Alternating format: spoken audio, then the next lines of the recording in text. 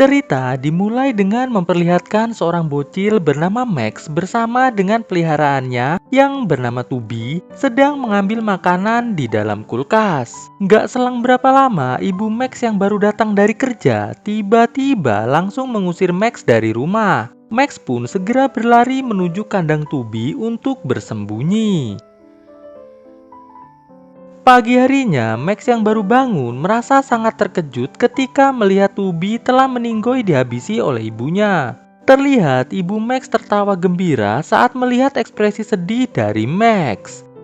Singkat cerita, 25 tahun telah berlalu, tepatnya pada tahun 1983. Kini, Max sudah dewasa dan menjadi seorang pemuda yang lontang-lantung nih guys. Setelah bangun tidur, Max lantas berjalan mencari tumpangan untuk pergi ke sebuah kota yang bernama Abbeville. Rencananya, di kota tersebut, Max ingin mencari pekerjaan yang layak.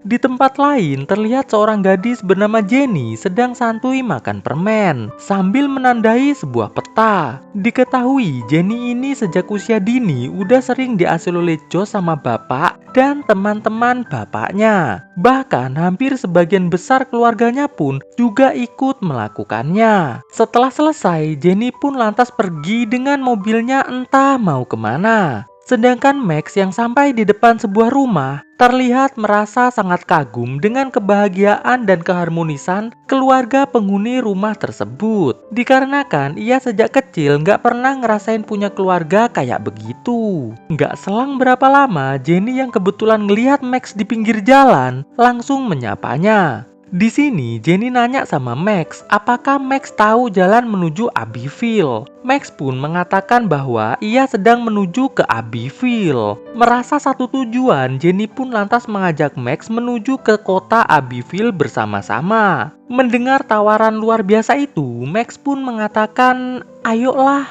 Di sepanjang perjalanan, Jenny terus mengajak ngobrol Max biar akrab. Namun, Max yang kayaknya bukan tipe cowok cerewet, hanya plonga-plongo, ketap-ketip saja nih guys.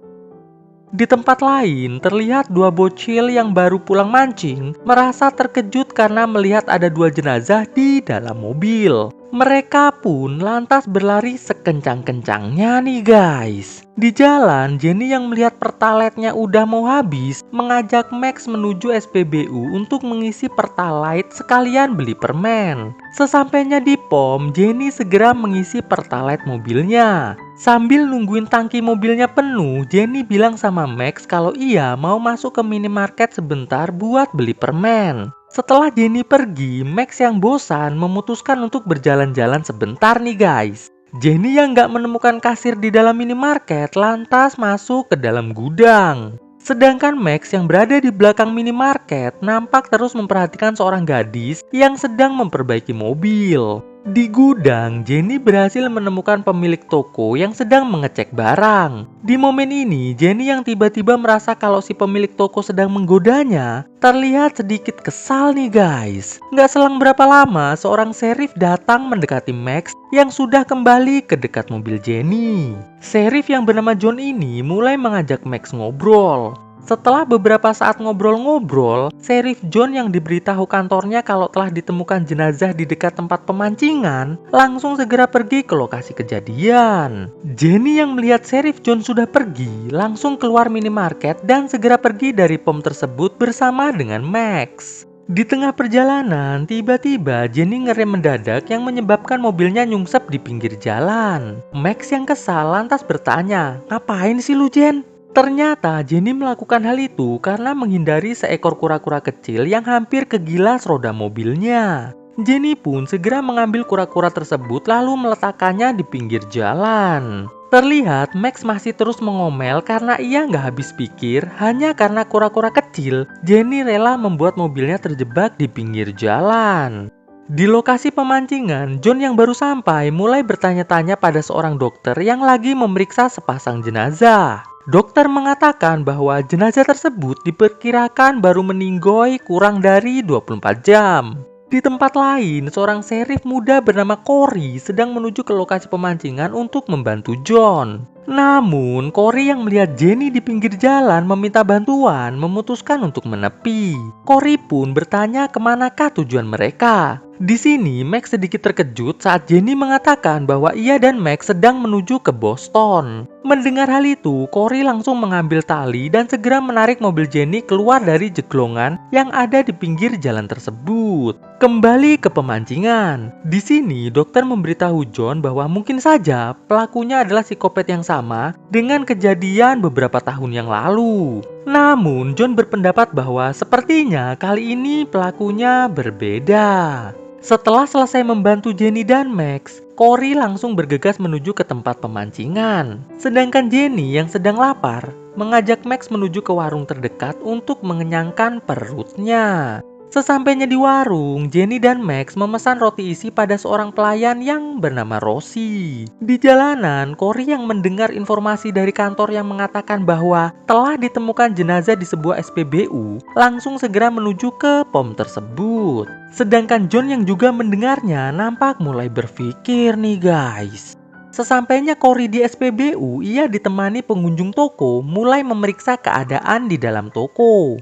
Di warung, Max bertanya pada Jenny, mengapa tadi saat ditanya petugas yang membantu mobilnya, Jenny mengatakan kalau mereka mau ke Boston. Bukankah harusnya mereka menuju ke Abbeville? Mendengar pertanyaan Max, Jenny hanya nyengir aja nih guys. Di SPBU, Cory melapor pada John bahwa ia telah menemukan jenazah pemilik toko dan juga pegawainya yang cantik jelita.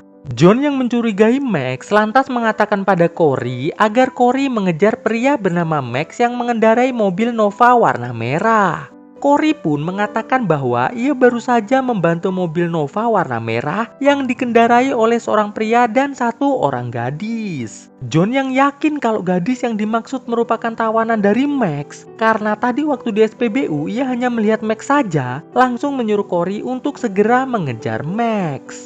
Di warung, Jenny yang melihat tukang masak yang bernama Tono memperhatikannya dengan cukup aneh, langsung dihampirinya. Dengan pura-pura menuju ke toilet, Jenny mengajak Tono untuk ikut dengannya. Tono yang menganggap hal tersebut adalah ajakan asilolit Josh dari Jenny, tanpa banyak mikir langsung ngikut nih guys. Namun saat Tono masuk ke toilet, Jenny yang tiba-tiba teringat saat ia sedang diasuh oleh Josh oleh ayah dan teman-teman ayahnya, mendadak mengeplak dan menjebleskan kelapa Tono beberapa kali sampai meninggoy. Max yang melihat Rosie lagi nonton TV mulai mendekatinya. Terlihat Max yang mendengar berita telah ditemukan jenazah pemilik toko mulai mencurigai Jenny. Dikarenakan tadi ia hanya menghabisi pegawai toko yang cantik jelita saja. Nggak selang berapa lama, Jenny muncul dan langsung mengajak Max melanjutkan perjalanan nih guys. Di SPBU, dokter menjelaskan pada John bahwa pemilik toko dan juga pegawainya ini meninggoy dengan sangat cepat. Itu artinya pelakunya sudah sangat berpengalaman dan pastinya beda dengan pelaku yang ada di tempat pemancingan. Waduh, berarti ada banyak nih psikopatnya guys. Wele. Terlihat jelas John yang sudah lebih dari 5 tahun gak bisa mengungkap pelaku dari semua kejadian yang ada di kota ini nampak sangat puyeng dan juga sedikit malu sama bapak dokter. Di jalanan, Cory yang melihat mobil Jenny langsung mengejarnya sembari memberitahu John. Jenny yang sadar sedang dikejar langsung tancap gas melaju selaju-lajunya nih guys. Di sini Max terlihat mulai curiga dengan Jenny karena kalau Jenny nggak bersalah, pastinya Jenny nggak akan menghindar dari petugas di belakangnya. Dengan berbagai alasan, Jenny menjelaskan pada Max mengapa ia menghindari petugas tersebut. Salah satu alasannya adalah kata si Jenny, dia nggak punya SIM guys. Lagi seru-serunya kejar-kejaran, tiba-tiba mobil Cory malah mogok nih guys. Cory pun lantas ngasih tahu John. John yang kesal dengan mogoknya mobil Cory langsung menambah laju kecepatan mobilnya. Di sisi lain, Jenny yang melihat di belakangnya sudah nggak ada petugas mulai tertawa lega nih guys. Hehehe. Malam harinya di warung terlihat Rosie lagi nyariin Tono yang dari siang gak kelihatan. Dan alangkah terkejutnya Jenny saat ia membuka pintu toilet, Ternyata ia menemukan Tono sudah meninggoy nih guys. Walah walah walah, kaget si Rosie. Di jalanan, Max menyarankan pada Jenny agar mereka melewati jalan lain untuk menghindari petugas. Mendengar hal itu, Jenny pun nurut sama Max nih guys. Setelah beberapa meter menyetir, Jenny menawarkan permen pada Max. Namun setelah Max memakan permen tersebut, tiba-tiba Max ngerasa oleng dan langsung semaput nih guys. Melihat Max sudah semaput, Jenny langsung memutar balik mobilnya dan menuju ke arah jalan utama. Di sisi lain, John yang mendengar mobil Cory sudah sehat, langsung menyuruh Cory segera menyusulnya. Karena kata si John, ngejar Max bareng-bareng itu jauh lebih asik dibandingkan sendirian kayak begini. Cory pun mengatakan, bener juga sih bos. Di mobil Jenny, Max yang baru sadar langsung bertanya pada Jenny, mengapa Jenny memberinya permen kayak begitu. Jenny mengatakan bahwa ia hanya ingin bercanda saja nih guys. Sontak hal itu membuat Max kesal dan mulai menghunuskan pesonya ke arah Jenny. Jenny lantas menghentikan mobilnya secara mendadak, lalu mengajak John untuk bertarung nih guys. Setelah beberapa saat keplak-keplaan, Jenny yang sadar ada mobil petugas langsung berakting pura-pura lagi mau diasili oleh Josh sama Max. John yang melihat hal itu segera meminta Max untuk menyerah. Nggak selang berapa lama, Cory datang. Cory yang melihat luka di kaki Jenny langsung segera mengajak Jenny menuju ke kantor untuk diobati. Sedangkan John membawa Max untuk dimintai keterangan nih guys. Sesampainya di kantor, Max mulai ditunjukkan beberapa foto jenazah dari 5 tahun yang lalu. Di sini, John menyuruh Max untuk mengakui bahwa semua foto tersebut merupakan hasil perbuatan dari Max. Max yang merasa itu bukan perbuatannya, cuma merasa bingung aja nih guys. Kan psikopat banyak ya, kok harus gua yang mengakui semuanya? Hehehe. Sedangkan di ruang depan, Cory yang selesai ngobatin Jenny malah ngajakin Jenny buat olahraga asil oleh Josh nih guys. Alhasil Jenny yang pura-pura mau dengan tiba-tiba langsung mengeplak Cory beberapa kali sampai meninggoy. John yang mendengar ada ribut-ribut langsung memeriksanya. Jenny sambil membawa pistolnya Cory mulai mengedor John yang baru dilihatnya. Max yang melihat kunci borgol di meja langsung menggunakannya membuka borgolnya. Di sisi lain, Jenny yang merasa ia nggak mungkin ngalahin John dengan dor-doran langsung mengajak John untuk olahraga asil oleh Josh saja nih guys. Namun saat John sudah mendekat, tiba-tiba Max muncul dan langsung menyucuk John sampai meninggoy. Jenny yang kesal karena sebenarnya ia yang ingin menghabisi John saat lagi asil oleh Josh dengannya, memutuskan untuk mengajak Max bertarung aja nih guys. Max yang gak tertarik bertarung langsung membuka bagasi mobil Jenny. Dan alangkah terkejut dan sedihnya Max karena melihat ternyata satu keluarga yang tadi ia lihat di awal kisah telah dihabisi oleh Jenny. Jadi guys, tadi saat Max maput, Jenny memutar arah untuk menghabiskan satu keluarga yang disukai oleh Max tersebut. Ia melakukan hal itu dikarenakan ia sangat berkeyakinan bahwa keluarga tersebut memiliki seorang ayah yang berkelakuan sama seperti ayahnya. Sebenarnya si Max ini merupakan psikopat juga guys. Namun ia hanya menghabiskan seorang wanita yang ia rasa cantik jelita saja, seperti ibunya. Kalau nggak cantik jelita, ia biarin aja nih guys, nggak diapa-apain pokoknya. Max yang melihat Jenny menghunuskan pistol langsung segera berlari masuk ke kantor lagi. Mendengar Jenny masuk kantor juga, Max langsung berlari masuk ke mobil dan langsung tancap gas selaju-lajunya. Melihat hal itu, Jenny pun langsung tancap gas juga nih guys. Mobil Max yang ternyata mengalami bocor pertalit perlahan mulai berhenti. Alhasil pertarungan antara Jenny dan Max pun tak terhindarkan. Dalam pertarungan ini, Max dan Jenny sama-sama terluka cukup parah nih guys. Tapi, nah di bagian ini nih, salah satu yang paling gak masuk akal dari adegan-adegan yang gak masuk akal lainnya di film ini nih. Masa Jenny yang melihat ada bintang jatuh, mulai berdoa agar si Max segera meninggoy, sedangkan ia ingin tetap hidup. Gak selang berapa lama si Jenny berdoa sama bintang jatuh, Max langsung seketika meninggoy nih guys. Boleh. Cepet banget doanya terkabul.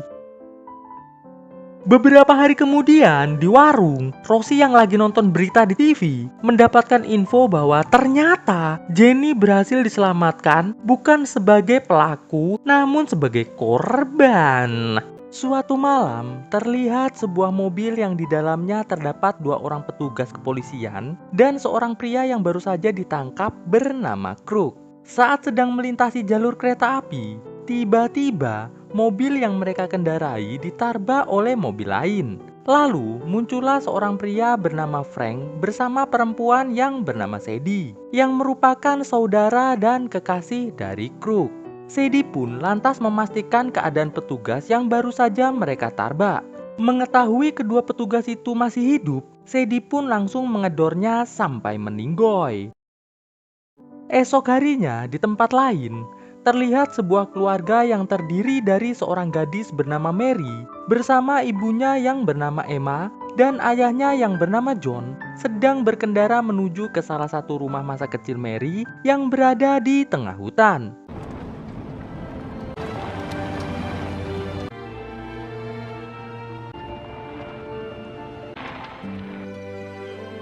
Sampainya di tujuan, mereka pun membawa barang-barang mereka masuk ke dalam rumah.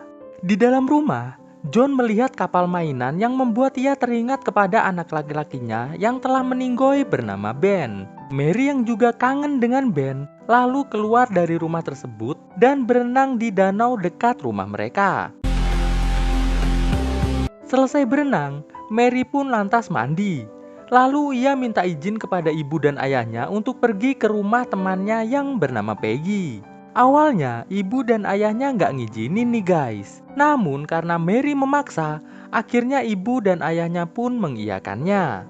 Mary lantas pergi mengendarai mobil milik ayahnya menuju ke rumah sekaligus toko milik temannya yang bernama Peggy.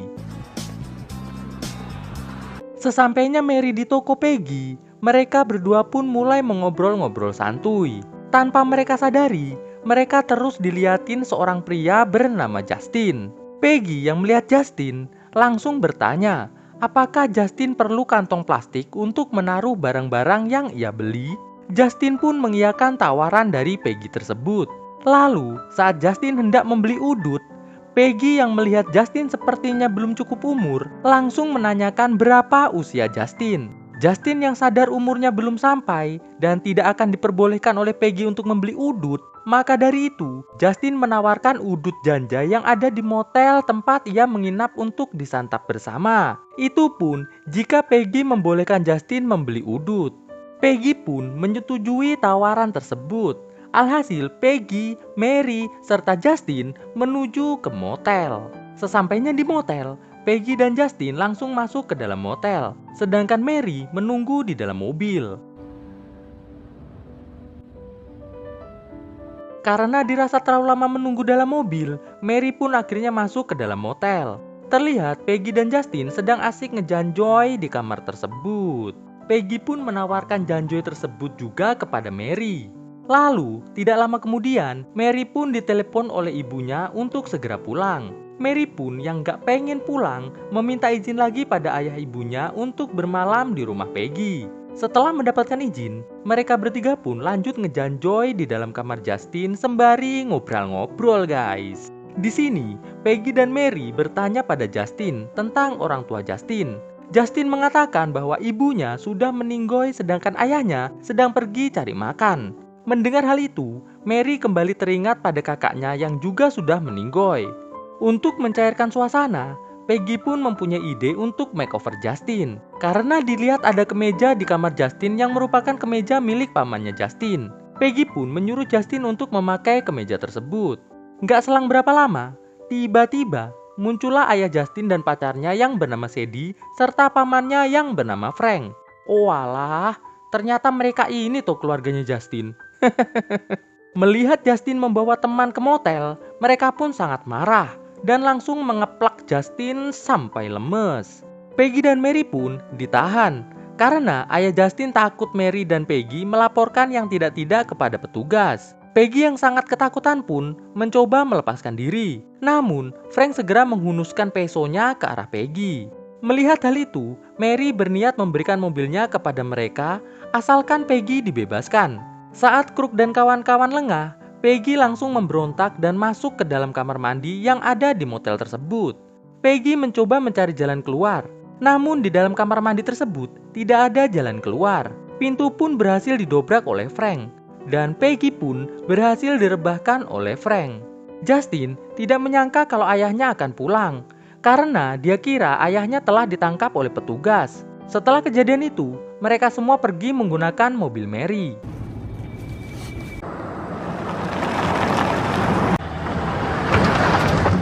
Mereka dibawa ke hutan untuk diberi pelajaran. Terlihat, Kruk yang merupakan ayah dari Justin ternyata lupa jalan nih guys. Mary pun memanfaatkan hal itu dengan menunjukkan jalan ke arah rumahnya agar bisa dapat bantuan. Kruk yang percaya langsung mengikuti arahan Mary. Saat melihat Kruk dan kawan-kawan lengah, Mary pun mencoba berontak. Namun hal itu malah membuat mobil mereka jatuh ke jurang dan menabrak sebuah pohon besar yang membuat hidung Frank remek nih guys.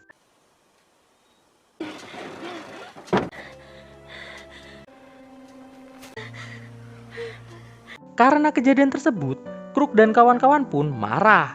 Di momen ini, Peggy berhasil melarikan diri, tapi Mary berhasil ditahan oleh Kruk dan kawan-kawan. Sadie dan Frank lantas lari mengejar Peggy, dan terjadilah aksi kejar-kejaran yang cukup seru nih guys.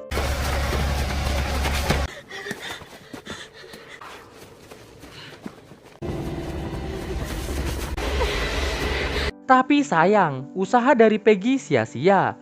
Peggy pun ditangkap oleh Sadie dan Frank. Peggy lantas dibawa kembali kepada Kruk. Setelah itu, Justin disuruh untuk mengasilolejos Mary agar membuat Justin lebih dewasa. Namun Justin menolaknya. Peggy pun dicucuk oleh Kruk.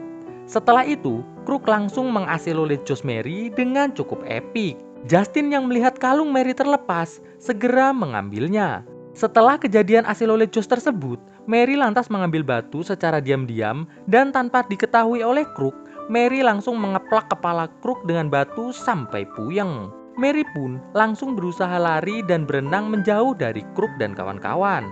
Kruk pun mencoba mendarderdor Mary yang tengah berenang.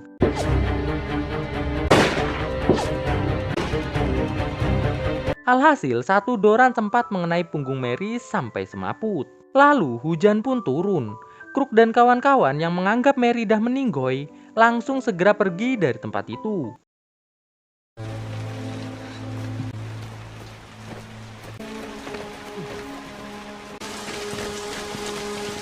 Beberapa saat kemudian, ayah dan ibu Mary yang sedang makan malam tiba-tiba mendengar suara pintu diketuk.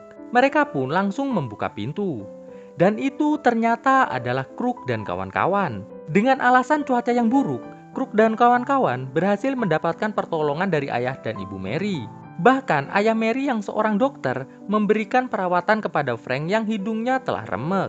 Namun tiba-tiba listrik mati karena ada sambaran petir. Ayah Mary pun keluar untuk menyalakan genset. Setelah itu, mereka semua berkumpul di ruang tamu. Di sini, Kruk dan kawan-kawan masih belum mengetahui bahwa rumah yang mereka datangi ini adalah rumah dari orang tua Mary. Ayah Mary lantas mempersilahkan Kruk dan kawan-kawan untuk menginap di rumah tamu mereka. Saat Justin ingin mengembalikan gelas, betapa kagetnya Justin melihat foto Mary yang ada di depan kulkas. Melihat foto tersebut, dengkulnya Justin lemes. Justin pun langsung ditolong oleh ibu Mary. Justin yang merasa sedih atas semua yang telah terjadi, lantas menaruh kalung Mary di dekat gelas sebagai petunjuk untuk ayah dan ibu Mary saat nanti menemukannya. Mereka pun lantas diarahkan ke tempat rumah tamu. Setelah itu, Emma pun kembali ke rumahnya. Namun saat John mau mengunci pintu, John yang dengar suara ketukan pintu langsung segera memeriksanya. Dan alangkah terkejutnya mereka melihat Mary dalam keadaan semrawut gak karuan.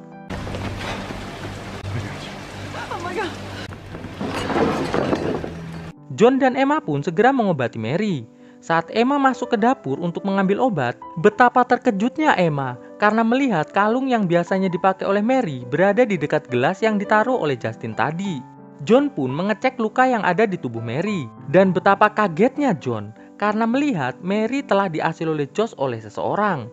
Emma pun datang dan memberikan obat kepada John sembari mengatakan pada John bahwa kalung yang biasanya dipakai Mary ada di dapur yang kemungkinan tadi dibawa oleh Justin. John pun juga bilang bahwa Mary telah diasuh oleh Josh oleh seseorang. Mereka pun akhirnya menyimpulkan bahwa pasti pelakunya adalah keluarga yang sedang mereka berikan tempat tinggal saat ini.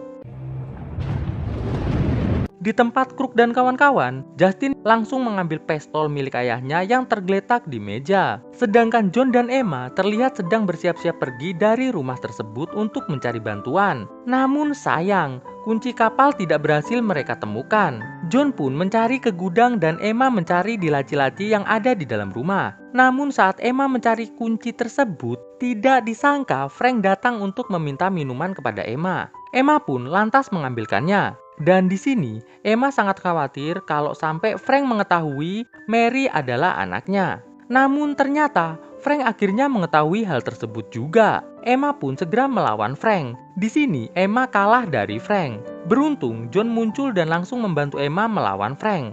Alhasil Frank pun meninggoy dikeplakin oleh John. Setelah itu, John dan Emma pun pergi ke tempat Crook dan kawan-kawan tidur.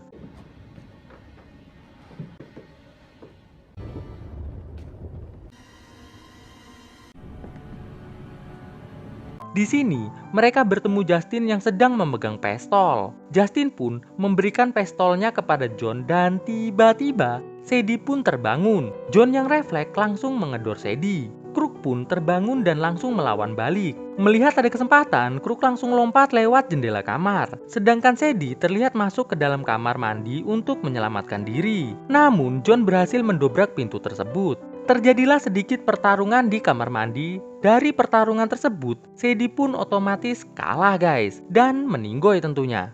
Crook pun masuk ke dalam rumah milik John. John pun lantas mengejarnya. Sedangkan Emma pergi ke gudang untuk memastikan Mary baik-baik saja. John masuk ke dalam rumahnya untuk mencari Crook yang bersembunyi. Crook pun berusaha untuk mencari jalan keluar namun dia tidak berhasil menemukannya. John pun masuk ke dalam kamar. Dan tiba-tiba Crook pun langsung mengeplak John. Alhasil terjadilah pertarungan antara bapak-bapak ini di kamar tersebut. Di sini terlihat John kalah telak oleh Crook. John yang sudah terjatuh masih mencoba untuk melawan, namun tetap saja Crook terlalu kuat untuk dilawan. Saat Crook hendak memberikan keplakan terakhirnya kepada John, tiba-tiba muncullah Justin yang menghunuskan pistolnya ke arah Crook. Namun sayang, ternyata pistol yang lagi dipegang Justin tidak ada isinya guys. Justin pun dikeplak oleh Crook.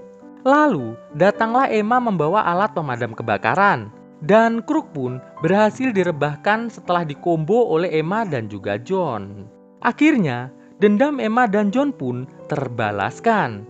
Emma, Justin, dan Mary segera naik kapal dan pergi meninggalkan Crook dan kawan-kawan di tempat itu.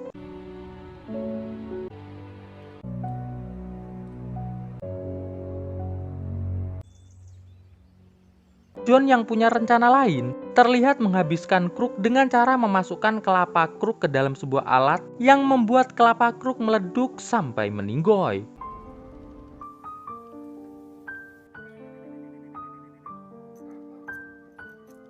Kisah dimulai dengan memperlihatkan seorang wanita bernama Mallory sedang dalam perjalanan menuju ke Denver untuk menemui tunangannya. Di tengah perjalanan, Mallory ditelepon oleh adiknya yang bernama Ella. Di sini, Ella bercerita bahwa dia akan segera menikah dan akan berlibur bersama suaminya ke luar negeri. Terlihat sangat jelas, Mallory ikut merasa bahagia mendengar hal tersebut. Setelah selesai teleponan, Mallory yang melihat ada album kompilasi milik adiknya langsung segera memutarnya. Ternyata Mallory sangat menyukai lagu-lagu yang ada di dalam album tersebut. Saat sedang menikmati perjalanan, tiba-tiba mobil yang dikendarai oleh Mallory mengalami mogok. Mallory pun berusaha untuk memperbaikinya. Namun dia tidak mengerti bagian apa dari mobilnya yang rusak. Soalnya dia bukan ahli bengkel. Mallory lantas mencoba untuk menelpon bantuan. Namun ternyata di tempat tersebut tidak tidak ada sinyal sama sekali. Dia pun masuk ke dalam mobil untuk minum. Namun minumannya malah tumpah dan mengenai bajunya. Mallory pun lantas kembali turun untuk mengganti bajunya. Gak lama berselang, tiba-tiba muncul seorang laki-laki yang bernama Chris. Chris lantas menawarkan bantuan kepada Mallory. Mallory pun dengan senang hati menerima tawaran itu. Sambil terus mengobrol biar akrab, Chris mencoba memperbaiki mobil tersebut. Chris meminta kunci pas kepada Mallory. Dan setelah Chris mengencangkan salah satu baut dari mobil tersebut, akhirnya mobil Mallory bisa kembali menyala. Mallory sangat berterima kasih kepada Chris dan mereka berdua saling berkenalan. Mallory pun menawarkan tumpangan kepada Chris. Namun Chris menolak tawaran tersebut. Chris dan Mallory pun berpisah di tempat itu. Namun tidak sampai beberapa meter Mallory pergi, Mallory berhenti dan mencoba menawarkan tumpangan lagi kepada Chris. Dan akhirnya Chris pun kali ini menerima tawaran dari Mallory. Saat di perjalanan, Chris meminta izin kepada Mallory untuk memutar musik. Rupanya musik yang diputar oleh Chris adalah musik yang juga disukai oleh Mallory. Mereka berdua pun terlihat mulai akrab nih guys. Bahkan saking akrabnya, Mallory sempat bercerita tentang tunangannya yang sangat ia sayangi. Lalu Mallory pun bertanya kepada Chris, kemana Chris akan pergi. Chris pun menjawab kalau dia ingin pergi ke sebuah motel yang ada di dekat kota, sekalian mengajak Mallory menginap bersamanya di tempat tersebut. Chris pun melanjutkan aksinya dengan mulai menggoda-goda Mallory. Mallory yang mulai kesal karena Chris sudah mulai gak sopan, langsung menyuruh Chris untuk keluar dari mobilnya. Namun Chris menolak dengan mengatakan kalau Mallory gak mau mengantarnya, maka Mallory akan segera di-AC oleh Josh sama si Chris saat ini juga. Mendengar hal itu, Mallory pun menuruti permintaan Chris tersebut. Mau gak mau nih guys, daripada di-AC oleh Josh ya kan?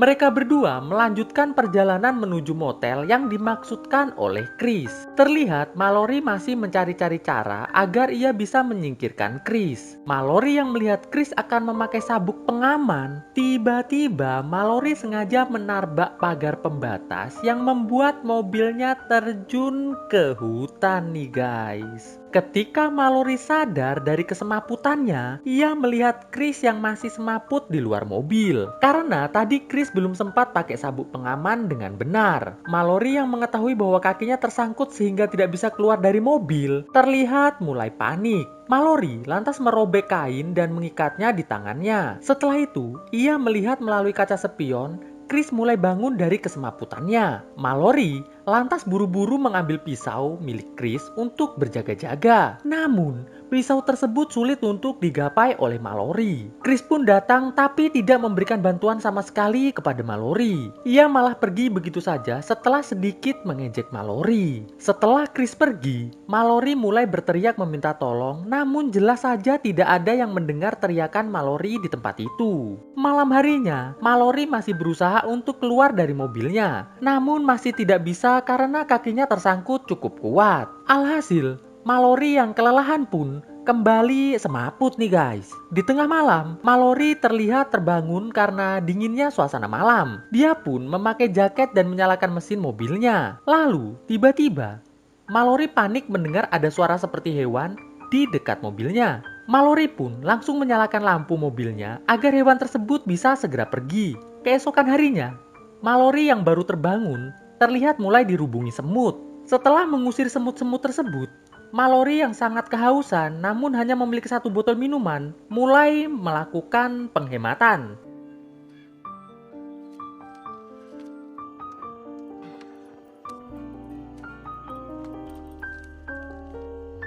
Singkat cerita, sudah 2 hari berlalu, namun masih saja belum ada yang menolong Mallory. Lalu terdengarlah suara jejak kaki mendekatinya, dan itu ternyata adalah Chris guys. Di sini, Chris yang membawa minuman dan makanan sengaja tidak memberikan minuman dan makanan tersebut kepada Mallory. Namun dia sengaja memakannya di hadapan Mallory yang ia tahu sedang kelaparan dan juga kehausan. Sambil santuy, Chris bertanya kepada Mallory, kenapa Mallory sengaja narbak pagar pembatas. Namun di sini Mallory nggak mau jawab nih guys. Ngerasa dicuekin, alhasil Chris pun kembali pergi meninggalkan Mallory di tempat itu. Malam harinya, Mallory kembali berteriak mencoba untuk meminta tolong.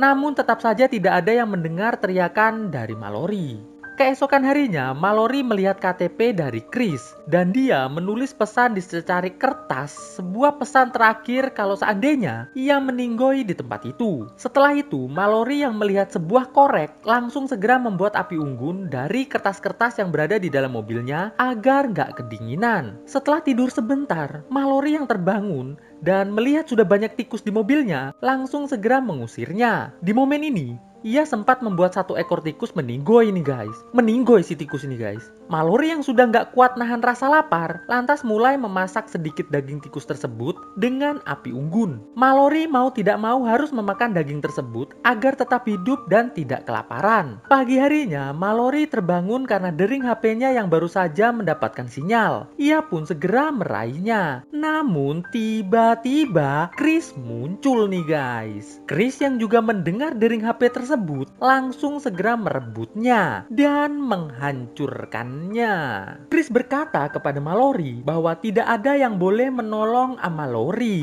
Mallory pun berkata kepada Chris bahwa ia akan melakukan apapun asalkan Chris mau menyelamatkannya. Mendengar hal itu, Chris yang tidak tertarik dengan ucapan Mallory lantas memberikan sebuah gergaji kepada Mallory. Mallory pun mengerti bahwa gergaji tersebut dimaksudkan untuk menggret-gret kaki dari Mallory. Namun tentu saja Mallory tidak mau melakukan hal itu. Chris yang gak peduli langsung segera pergi dari tempat itu. Mallory pun mencoba untuk memotong benda yang menyangkut di kakinya. Namun tentu saja itu tidak bisa. Di malam hari yang dingin dan ditemani dengan suara gemericik air sungai, Mallory mulai kehausan. Persediaan air dari Mallory mulai habis nih guys. Dalam kondisi seperti itu, tiba-tiba hujan pun turun nih. Ia pun lantas cepat-cepat menampung air hujan tersebut. Lalu Mallory yang melihat sebuah mobil yang berhenti di jalan langsung berteriak meminta tolong kepada orang yang mengendarai mobil tersebut. Orang tersebut pun turun dari mobilnya. Dan ternyata orang tersebut adalah Chris guys. Chris pun turun untuk melihat Mallory. Chris kaget karena melihat Mallory sudah tidak sadarkan diri. Chris mengira bahwa Mallory sedang semaput. Ia pun langsung mendekatinya. Melihat ada kesempatan, Mallory pun langsung menyucuk Chris dan mengambil kunci mobil Chris. Mallory pun segera menyalakan alarm dari mobil Chris, berharap ada orang yang berhenti mengecek keadaan di sekitar sana. Mallory pun langsung segera membuang kunci mobil Chris agar alarmnya tidak bisa dimatikan oleh Chris.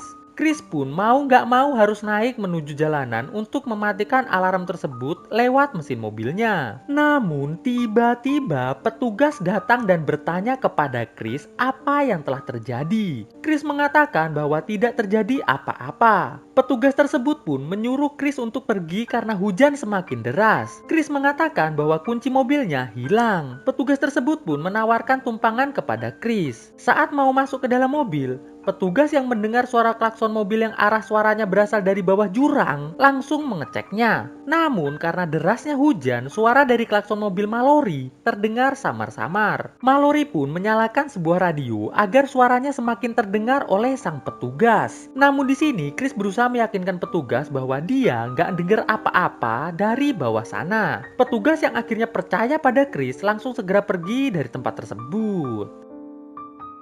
Karena derasnya hujan, sungai yang berada di dekat Mallory mulai meluap dan mengalir dengan cepat. Arus sungai tersebut sangat deras yang membuat mobil Mallory terendam dengan air sungai. Mallory yang panik mencoba untuk menggrek-grek kakinya lagi nih guys. Namun belum sempat melakukannya, Mallory pun hanyut bersama mobilnya dan terjatuh di sebuah air terjun kecil yang membuat kaki dari Mallory terbebas. Mallory pun segera berenang menuju ke tepi sungai. Sesampainya di tepian, Mallory melepas jaketnya dan langsung segera berjalan dengan susah payah menuju ke arah jalan raya. Di tengah perjalanan, Mallory menemukan sebuah rumah yang ia yakini bahwa rumah tersebut adalah tempat tinggal dari Chris. Di sini, Mallory mendengar ada suara minta tolong dari tempat tersebut. Awalnya, Mallory tidak peduli akan hal tersebut. Namun lama-kelamaan, sifat kemanusiaannya muncul dan mendorong hati nuraninya untuk menyelamatkan orang tersebut. Mallory pun berusaha mendekati rumah tersebut. Namun di sini Mallory hampir terkena jepitan beruang yang dipasang oleh Chris di depan rumahnya. Melihat hal itu, Mallory mulai berhati-hati dalam melangkah. Sesampainya di samping rumah Chris, Mallory melihat ada mobil, namun mobil tersebut tidak memiliki kunci. Mallory pun melihat dan mengintip di jendela dan melihat seorang perempuan yang terjebak di rumah tersebut. Mallory pun bergegas ke depan rumah dan melihat lagi ke dalam jendela. Betapa kagetnya Mallory melihat bahwa ada seorang laki-laki yang mana laki-laki tersebut adalah petugas sedang dihabisi oleh Chris. Mallory pun memberanikan dirinya untuk masuk ke dalam rumah Chris. Ternyata banyak sekali jenazah di rumah tersebut. Di ruangan lain diperlihatkan Chris sedang memakai seragam dari petugas yang baru saja ia habisi. Melihat kesempatan itu, Mallory pun masuk ke dalam kamar yang di dalamnya terdapat seorang perempuan bernama Katie. Mallory pun segera melepaskan ikatan Katie. Namun tiba-tiba Chris masuk ke dalam kamar tersebut. Beruntung Mallory sempat bersembunyi di balik pintu. Saat Chris sudah masuk ke dalam kamar, Mallory langsung mendorong Chris, sehingga pertarungan pun tak terhindarkan. Katie yang sudah terlepas dari ikatannya membantu Mallory menghadapi Chris. Saat Chris sudah kelihatan lemah, Mallory langsung menyuruh Katie untuk segera pergi saja. Sedangkan Mallory segera bersembunyi di lantai 2. Terlihat Chris kembali mencari Mallory di lantai 2. Saat Chris sedang celingak-celinguk di balkon rumah, Mallory langsung mendorong Chris sampai jatuh dengan kaki yang tersangkut jepitan beruang yang Chris buat sendiri tentunya. Mallory pun segera mendatangi Chris sembari mengatakan bahwa kini gak akan ada yang akan menyelamatkan Chris. Chris yang sudah tidak berdaya hanya bisa terdiam saja sambil menunggu malaikat datang membawanya ke neraka. Sempat terdengar Chris meminta tolong, namun Mallory dan Katie tidak memperdulikannya. Mereka berdua pun pergi dari tempat itu untuk mencari bantuan. Sedangkan Chris harus meninggoy dengan hati yang kecewa guys tentunya. Emma adalah seorang pengajar di sebuah sekolah dasar yang ada di kota. Setelah selesai ngajar, Emma yang ingin pulang kampung ke desa diberikan bekal sebuah tas besar yang gak tahu isinya apa oleh sahabatnya yang bernama Barney. Di tempat lain, terlihat 6 orang penjual narsotoy yang dipimpin oleh seorang bos bernama Bosman sedang bersiap-siap menuju ke suatu tempat yang saya juga nggak tahu di mana itu tempatnya. Oh ya, ntar aja sambil jalan saya kenalkan nama-nama 5 orang anak buahnya Bosman ini ya guys. Jadi sabar dulu, tenang, jangan lupa klik tombol like-nya dulu. Oke guys, let's go, kita lanjut guys. Setelah semuanya siap, mereka pun mulai berangkat nih guys. Di tempat lain, terlihat Emma yang sedang mengendarai sebuah mobil penyok menelpon ayahnya dengan mengatakan bahwa ia kurang lebih 2 jam lagi akan sampai di rumah. Jadi ia ingin ayahnya untuk nggak kemana-mana. Sang ayah yang bernama Jono ini pun mengatakan, "Oke nak, ayah tunggu ya." Di mobil Bosman yang melihat supir barunya yang bernama Pete ini mulai gelisah, lantas mengatakan pada Pete bahwa Pete harus tetap tenang. Karena jika nggak tenang, semuanya bisa menjadi kacau. Pete pun lantas mengatakan, "Siap bos." Di sisi lain, Emma yang terus dicat sama kekasihnya memutuskan menepi sejenak untuk membalas chat sekaligus memutuskan hubungan mereka berdua. Dikarenakan kekasih Emma ini selalu minta aselode jos pada Emma hampir setiap hari. Emma kan puyeng juga ya kalau harus setiap hari. Di tempat berbeda, terlihat seorang petugas lalu lintas bernama Steppy sedang makan roti stroberi di pinggir jalan nih guys. Namun baru ngunyah sebentar, Steppy yang melihat mobil Bosman dan anak buahnya akan melintas langsung segera dihentikan untuk diperiksa.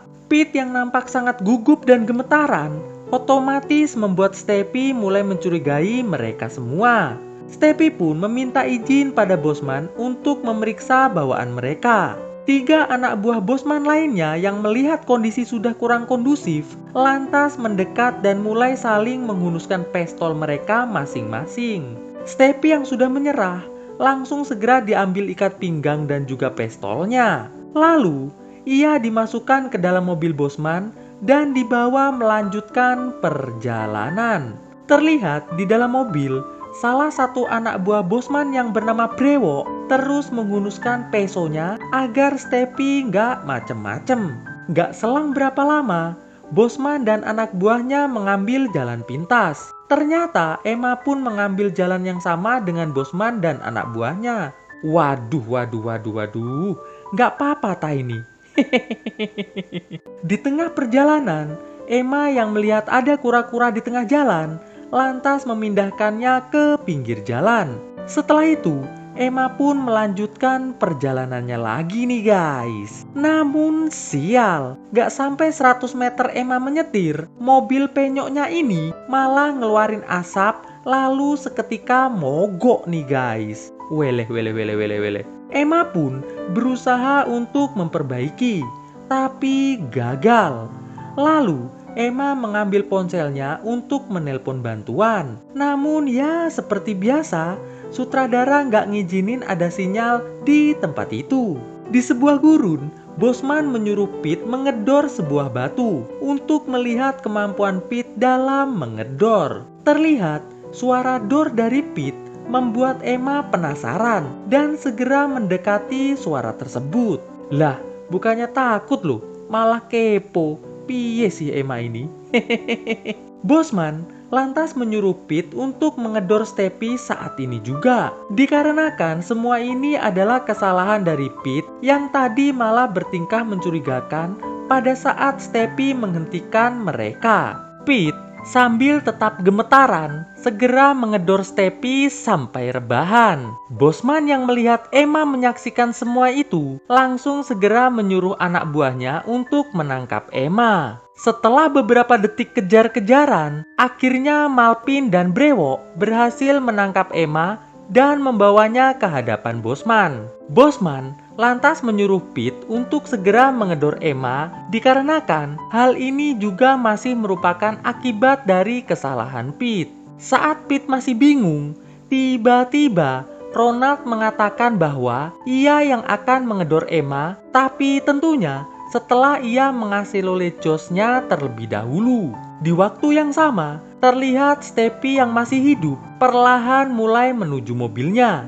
Ternyata gak cuma Ronald yang pengen berasilole Josh, tapi semuanya pun juga pengen nih guys. Agar gak terjadi keributan, alhasil Bosman pun mengundi untuk menentukan siapakah yang lebih dulu berasilole Josh nih guys. Setelah diundi, ternyata Ronald lah yang mendapatkan giliran pertama. Ronald pun lantas membawa Emma sedikit menjauh dari teman-temannya agar nggak dilihatin. Kan malu ya kalau dilihatin. Ronald pun lantas memborgol Emma di sebuah tempat, lalu segera berasilole Josh. Namun, di saat yang bersamaan, Stepi yang telah berhasil masuk ke mobilnya langsung segera pergi kabur dari tempat itu. Bosman dan seluruh anak buahnya, termasuk Ronald, langsung segera mengejarnya. Waduh, padahal Ronald belum selesai loh ini.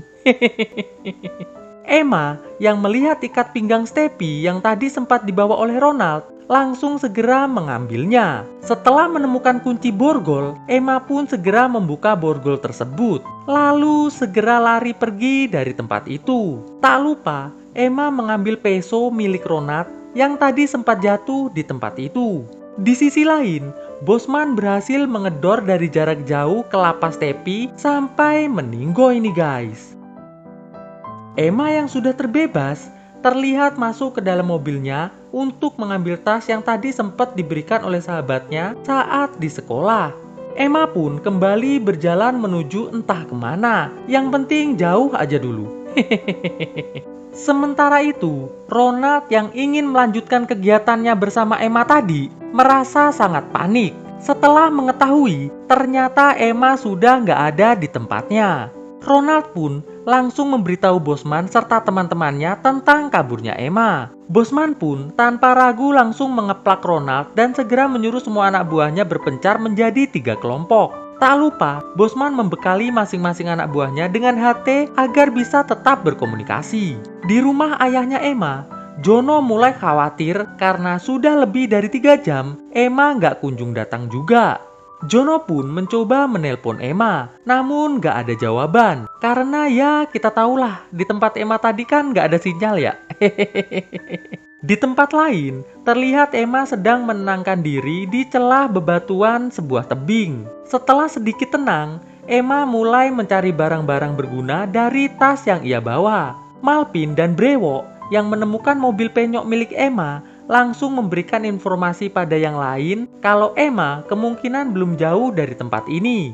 Dikarenakan pastinya Emma sekarang hanya bermodalkan jalan kaki saja. Bosman yang akan melanjutkan mencari diberitahu Pete bahwa ia sebenarnya memiliki kemampuan melacak keberadaan seseorang hanya menggunakan analisa lingkungan. Pete mengatakan bahwa sejak umur 10 tahun, ia sudah dilatih untuk bisa menjadi pelacak yang sangat handal. Bosman pun lantas meminta agar Pete segera menemukan Emma secepatnya. Sedangkan Emma yang sudah mengambil beberapa barang yang diperlukan, mulai kembali berjalan untuk mencari air. Dikarenakan ia sudah merasa sangat haus sekali nih guys. Terlihat Brewok sedang menyapu jejak mobil yang ada di jalanan. Hal ini dilakukan Brewok agar nggak dicurigai oleh petugas yang mungkin saja akan lewat di jalanan itu. Pete yang berhasil membawa Bosman, Ronald, dan Tono di tempat Emma tadi bersembunyi membuat Bosman semakin yakin kalau Pete pasti akan segera menemukan Emma. Nggak selang berapa lama, Brewok dan Malpin datang sembari mengatakan bahwa mereka telah menghapus semua jejak. Jadi sekarang mereka sudah bisa leluasa untuk mencari Emma tanpa diketahui oleh pihak yang berwajib. Mendengar hal itu, mereka pun lantas melanjutkan mencari dengan perasaan yang semakin tenang. Di jalanan, terlihat seorang pria bernama Tarman yang melihat ada mobil penyok milik Emma langsung segera menepi. Tarman pun mencoba memanggil-manggil Emma, namun gak ada jawaban nih guys. Saat ia akan menelpon ayahnya Emma, ia yang sadar gak ada sinyal, memutuskan segera pergi dari tempat itu agar bisa dapat sinyal. Jadi guys, ternyata Tarman ini adalah sahabat ayahnya Emma. Sedangkan Emma yang melihat ternyata ia masih dikejar oleh Bosman dan kawan-kawan, mulai membuat jejak-jejak palsu untuk mengecoh Bosman dan anak buahnya. Setelah selesai, Emma pun segera melanjutkan pelariannya. Di tempat yang ada sinyalnya, Tarman mulai menelpon Jono, ayah Emma, untuk memberitahukan semua yang telah ia lihat. Ayah Emma pun mengatakan bahwa ia akan segera menuju ke lokasi. Emma yang melihat ada sebuah bak yang berisi air, langsung segera mendekatinya. Sedangkan Pete yang melihat beberapa jejak kaki pengecoh yang dibuat Emma, menyarankan agar mereka berpencar kembali. Setelah berdiskusi beberapa saat, mereka pun akhirnya mulai berpencar dan pergi ke ketiga penjuru. Di jalanan, Jono sudah dalam perjalanan menuju ke tempat mobil Emma. Di sisi lain, Ronald dan Tono yang berhasil melihat Emma dari jauh sedang minum, berencana untuk gak ngasih tahu Bosman. Mereka berdua ingin mengasih lolejos dulu Emma, baru ngasih tahu Bosman. Emma yang sudah sangat haus, lantas mengisi tempat air minumnya dengan air dan segera meminumnya. Tono lantas menyuruh Ronald untuk menghampiri Emma terlebih dahulu. Lalu jika sudah selesai, ia meminta agar Ronald segera membawa Emma kepadanya. Setelah setuju, Ronald pun segera menghampiri Emma.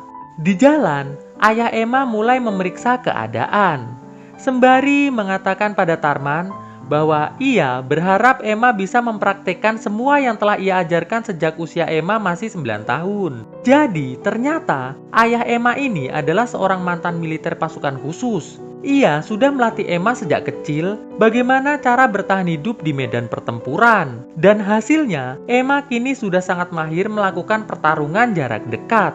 Jono yakin kalau lawan Emma hanya 9 atau 12 orang, Emma pasti bisa mengalahkannya dengan mudah. Tapi, kalau lawannya menggunakan pistol atau sejenisnya, kemungkinan Emma yang akan kalah. Emma yang lagi santuy minum, didekati oleh Ronald yang langsung meminta air minum Emma dengan terus menghunuskan pistolnya. Tono yang gak mau ngelihat Ronald ngasih lolejos Emma, langsung memalingkan pandangannya. Ronald yang sudah sangat haus, langsung minum dari botol minuman milik Emma. Di jalanan, Tarman yang menyarankan agar Jono memanggil petugas, sontak ditolak oleh Jono dikarenakan Jono sendiri yang akan menemukan Emma dan menghabisi semua orang yang berani macam-macam dengan anak kesayangannya tersebut. Ronald yang sudah selesai minum, langsung mendekat pada Emma dan segera mengasih lolejos Emma.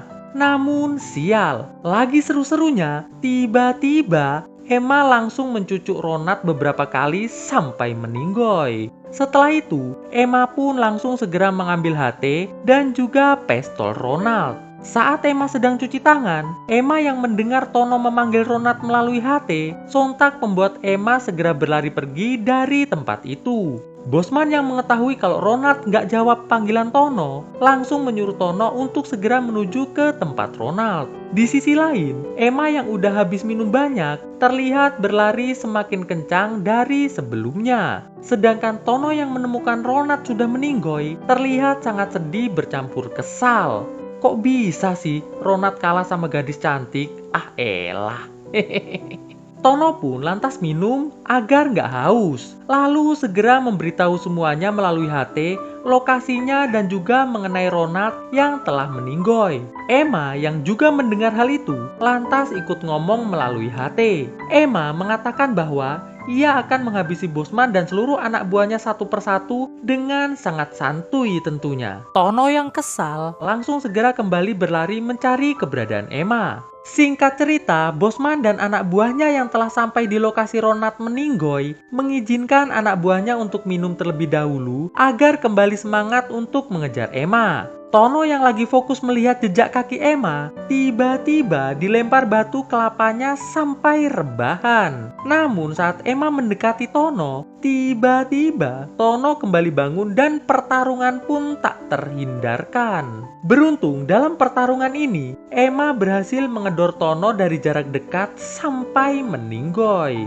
Emma lantas memberitahu Bosman melalui HT bahwa ia telah membuat Tono meninggoy. Di sisi lain, ayah Emma yang menemukan jenazah Ronald memutuskan untuk pulang saja karena ia yakin Emma pasti mampu mengalahkan semuanya. Emma yang telah sampai di sebuah bukit kembali minum agar seger dan bisa kembali berlari kencang. Bosman dan anak buahnya yang melihat keberadaan Emma langsung mulai mengedar derdor Emma dari jarak jauh. Beruntung Emma sudah sempat bersembunyi di balik sebuah batu nih guys. Emma yang melihat ada bangunan untuk bersembunyi langsung segera memasukinya. Malpin, Brewo, dan Pete mulai memeriksa beberapa bangunan yang ada di tempat itu. Sedangkan ayah Emma mulai duduk santuy di dekat rumahnya sambil menunggu Emma datang. Brewo yang telah masuk bangunan yang ada Emma di dalamnya harus meninggoy dicucuk kelapanya pakai peso sama Emma. Pete dengan ketakutannya perlahan masuk ke bangunan yang ternyata ada Emma di dalamnya. Pete yang melihat Emma langsung berteriak minta tolong. Emma pun tanpa ragu langsung mengedor Pete sampai meninggoy. Emma yang melihat Bosman mengintai dari jarak jauh mulai bersembunyi di bangunan yang lainnya. Namun sial, ternyata bangunan yang Emma masuki ini adalah bangunan tempat Malpin berada. Alhasil pertarungan pun tak terhindarkan nih guys. Beruntung dalam pertarungan ini, Emma yang memang ahli pertarungan jarak dekat berhasil membuat Malpin meninggoy dengan cucukan ujung setrikaan tepat di kelapa Malpin. Emma lantas keluar dari bangunan tersebut yang ternyata sudah disambut oleh Bosman. Di sini, Emma mengajak Bosman untuk bermain dor-doran dalam hitungan ketiga. Bosman yang yakin akan menang langsung mengiyakan ajakan tersebut. Alhasil pas hitungan ketiga, Bosman harus meninggoy karena kedor dadanya. Sedangkan Emma hanya terkena lengannya saja nih guys. Singkat cerita, setelah sejam sejak Bosman meninggoy, terlihat Emma sampai ke rumah dan langsung dipeluk oleh ayahnya. Cerita dimulai dengan memperlihatkan seorang pria tua bernama Sam sedang berniat menghabiskan anaknya yang telah menjadi psikopat akibat meminum sebuah ramuan hasil eksperimen seorang ilmuwan. Namun, belum saja Sam melakukan niatnya, tiba-tiba ia dijepret anaknya duluan sampai meninggoy. Malam harinya nggak jauh dari rumah Sam, terlihat seorang gadis bernama Yanti sedang joget-joget sendirian di tengah hutan. Nggak selang berapa lama, dari kejauhan seorang pria dengan membawa golok berjalan perlahan menuju ke arah Yanti. Namun, saat saya udah nebak kalau pria ini adalah psikopat anaknya Sam yang bernama Jono, ternyata tebakan saya salah nih guys. Pria ini ternyata adalah Bobon yang merupakan kekasih dari Yanti. Mereka berdua pun lantas ngobrol-ngobrol santuy sambil ngejanjoy.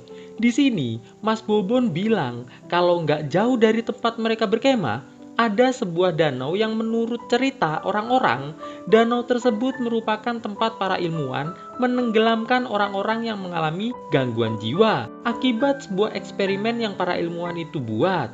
Yanti yang malah gerah setelah mendengar cerita serem dari Bobon, langsung ngajakin Bobon buat beraslolejos dengan gaya freestyle. Namun sial, saat lagi seru-serunya beraslolejos, tiba-tiba datang Mas Jono yang langsung menyucuk mereka berdua sampai meninggoy. Walah, walah, walah, padahal lagi seru-serunya loh ini. Beberapa bulan kemudian di tempat lain, terlihat 3 orang remaja yang bernama Mark, Johnny, dan Cory sedang menjemput kekasihnya Mark dan Johnny yang bernama Julia dan Kim. Mereka ini berencana ingin mengadakan pesta asilolejos di sebuah kabin milik almarhum pamannya Mark. Jadi intinya, Mark ini dapat warisan kabin di tengah hutan gitulah ceritanya guys. Di tempat lain, terlihat seorang gadis bernama Megan sedang bersiap-siap menghadiri pesta asilolejos di kabin yang sama bersama dengan temannya yang bernama Christine, serta kekasih Megan yang bernama Tim. Ntar ya, gua kasih tahu seperti apa wajahnya si Tim, soalnya di sini belum muncul dia. Di tengah perjalanan, Kim yang kebelet meminta Mark untuk segera menepi. Kim pun segera berlari menuju ke semak-semak agar nggak kelihatan. Namun di sini, Kim yang baru selesai dikejutkan dengan suara langkah kaki seseorang. Wah, siapa nih guys?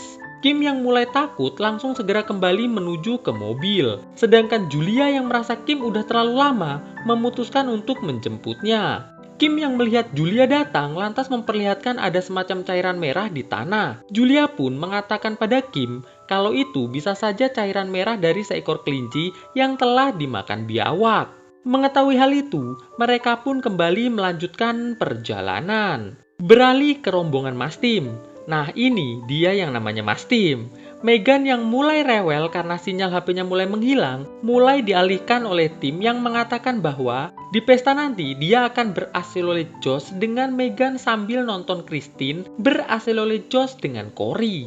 Christine yang gak kenal siapa itu Cory terlihat cukup bingung nih guys. Singkat cerita, setelah rombongan Mark dan rombongan Tim sampai di kabin, terlihat Christine mulai berkenalan dengan Cory. Melihat Cory begitu sangat tampan mempesona, Christine pun mulai merasa naksir nih guys. Sebelum masuk kabin, Mark memberikan sebuah peraturan agar mereka menjaga kebersihan kabin. Namun selesai Mark ngomong, tiba-tiba muncul seorang pria aneh berjalan mendekati mereka semua. Pria ini bernama Cyrus. Awalnya mereka sedikit takut, namun saat Cyrus mengaku kalau dia merupakan tukang bersih-bersih kabin milik almarhum pamannya Mark, mereka semua pun merasa sedikit tenang. Sebelum pergi, Cyrus sempat bilang kalau sebaiknya selama mereka menginap di kabin ini, mereka harus banyak-banyak berdoa pada Tuhan, agar senantiasa diberikan keselamatan dan perlindungan. Dikarenakan tempat ini pastinya nggak ada sinyal, jadi hanya Tuhan yang bisa membantu mereka jika terjadi masalah apapun. Mengabaikan hal itu, mereka segera masuk kabin dan mencari kamar untuk menaruh barang-barang. Namun saat Mark melihat Julia masih agak takut dengan ucapan Cyrus, Mark pun mulai menenangkan Julia dengan mengatakan bahwa selama masih ada dirinya, 100 Cyrus pun gak akan bisa mengganggu mereka semua. Setelah Julia tenang, Mark lantas mengajaknya ke kamar untuk narok barang-barang. Cory yang melihat kamarnya hanya tinggal satu, sedangkan dia dan Christine masih belum dapat kamar, akhirnya menyuruh Christine saja yang menempati kamar tersebut. Sedangkan Cory akan tidur di sofa. Di kamar Kim dan Johnny, Johnny sempat mengajak Kim untuk berasilolejos siang-siang. Kim pun sejenak memberikan beberapa jurus-jurus asilolejos pada Johnny. Namun saat Johnny sudah semakin bersemangat, Kim langsung meninggalkan Johnny sembari berkata kalau ia ingin ngambil minum karena haus. Terlihat Johnny merasa cukup puyeng dengan kelakuan Kim barusan. Singkat cerita, mereka semua memulai pesta di ruang tamu nih guys. Dari mulai minum es teh cap macam oleng sampai berasilolejos rame-rame yang membuat saya nggak kuasa untuk menayangkannya tentunya. Jadi ya mohon maaf ya guys, asik. Di danau nggak jauh dari kabin, terlihat sepasang kekasih yang bernama Mike dan Katie sedang santuy ngapung-ngapung nih guys. Saat Mike nyoba nyelam, ia yang melihat ada jenazah di dalam danau nampak mulai panik. Katie yang gak percaya ikutan nyelam nih guys, yang membuat Mike makin panik dikarenakan sudah 15 menit kok nggak muncul-muncul nih si Katie. Kita kembali ke kabin. Terlihat Mark dan kawan-kawan melanjutkan pesta mereka di luar kabin nih guys. Di luar kabin ini pun mereka kembali berasilolejos dengan sangat heboh. Di hutan, terlihat Mike yang masih ketakutan berusaha menuju mobilnya. Sesampainya di mobil, Mike ngambil HP berusaha mencari bantuan untuk Katie. Namun sial, tiba-tiba dari belakang Mike dicucuk sama Mas Jono sampai meninggoy. Kembali ke kabin, terlihat ada seseorang yang sedang mengawasi pesta Mark dan kawan-kawan dari balik semak-semak. Di sini, Johnny mengalami cedera di kakinya karena terkena sebuah kawat. Melihat hal itu, semua mencoba menolong Johnny, tapi nggak dengan Mark. Mark terlihat masih bingung mengapa ada kawat di tempat itu. Di tempat lain, gak jauh dari kabin, terlihat sebuah mobil mogok karena kehabisan bensin. Terlihat dua orang gadis yang bernama Farah dan Desi mulai saling menyalahkan atas kejadian tersebut. Desi yang kesal keluar dari mobil untuk mencari bantuan. Namun baru beberapa meter berjalan, Desi udah dikeplak sama Mas Jono sampai meninggoy nih guys. Farah yang ketakutan langsung berlari masuk ke dalam hutan. Malam harinya di kabin, Mark dan kawan-kawan kembali melakukan permainan Asilolejos yang tentunya nggak bisa saya tayangkan nih guys.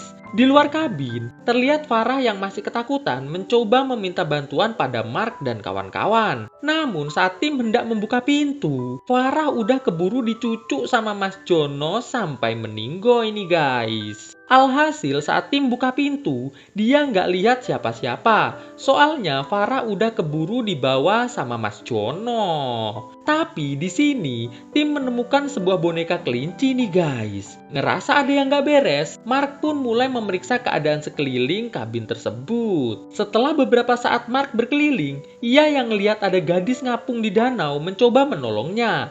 Tapi saat Mark nyebur, gadis itu udah nggak ada di danau. Hal itu cukup membuat Mark kebingungan nih guys. Cory yang merasa Mark terlalu lama di luar, mutusin buat nyari Mark sendirian. Cory yang melihat ada gudang langsung masuk. Siapa tahu ada Mark ya kan di dalam gudang ini. Hehe. Di dalam gudang tersebut, Cory menemukan boneka dan sebuah berkas kejiwaan si Jono nih guys. Nggak selang berapa lama Mark muncul. Mark bilang agar Cory nggak cerita kepada siapapun tentang temuannya tersebut.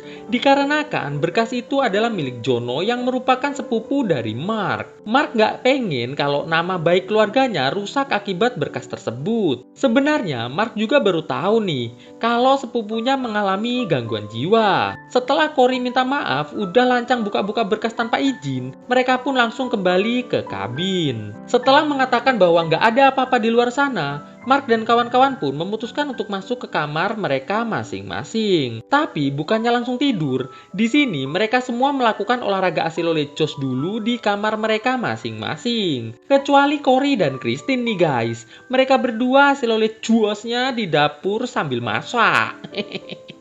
Pagi harinya, terlihat Mark termenung di depan danau memikirkan temuan Cory semalam. Nggak selang berapa lama, Julia menghampiri Mark untuk ngajakin masuk ke dalam kabin. Namun Mark bilang kalau dia masih mau di situ. Mendengar jawaban Mark, Julia pun masuk duluan ke kabin. Di dapur terlihat Cory dan yang lainnya sedang ngobrol-ngobrol sambil ngopi nih guys. Gak selang berapa lama terlihat Mark datang dengan wajah yang masih risau. Singkat cerita, siang harinya Tim dan Megan memutuskan untuk berasilolejos di dalam hutan. Sedangkan Cory, Johnny, dan Kim santuy sambil mancing di danau sambil ngobrol-ngobrol nih guys. Kim yang bosan karena nggak dapat ikan, memutuskan masuk ke dalam kabin saja. Setelah Kim pergi, terlihat Johnny dapat sebuah kemeja hospital nih guys. Saat mereka masih bingung kenapa ada kemeja seperti itu di danau, tiba-tiba muncul Cyrus menyapa mereka berdua. Karena Cyrus nampak menyeramkan,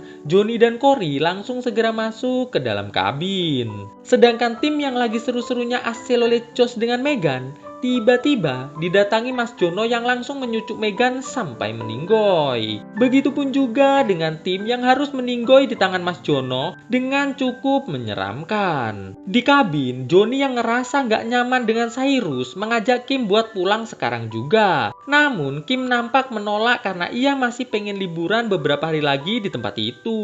Sambil berkeliling, Kim berusaha membujuk Johnny agar mau tinggal beberapa hari lagi. Di ruang tamu, terlihat Cory dan Christine sedang bermain game kayak beginian nih guys. Gak tahu game apa ini namanya. Gak selang berapa lama, muncul Mark dan Julia yang ingin minum kopi. Setelah minum kopi, Julia kembali ngajakin Mark masuk ke dalam kamar. Setelah Mark dan Julia pergi, Cory mengatakan pada Christine bahwa semalam ia menemukan berkas di dalam gudang mengenai sepupu Mark yang mengalami gangguan jiwa. Di hutan, Johnny dan Kim terlihat mencari keberadaan Tim untuk ngajakin pulang hari ini juga. Di sini, Kim yang dengar ada gerusak-gerusuk, langsung segera mengeceknya sendirian. Karena Kim sendirian, ia pun dihampiri Mas Jono yang langsung mengejarnya. Johnny yang gak bisa lari karena kakinya masih cedera, terpaksa ditinggal begitu saja sama si Kim. Alhasil, Johnny pun harus meninggoy dicucuk sama Mas Jono nih guys. Bener-bener gak setia nih si Kim. Di gudang, Tim yang ingin menunjukkan berkas temuannya kepada Christine harus kecewa karena berkas itu ternyata udah nggak ada. Tiba-tiba, Mark datang langsung mengeplak Cory dan juga Christine sampai semaput. Kim yang sampai di tempat Megan dan Tim meninggoy langsung dihampiri oleh Mas Jono yang tanpa basa-basi segera menjelepsret Kim sampai meninggoy nih guys. Malam harinya terlihat Julia, Cory, dan Christine diikat di kursi sama si Mark.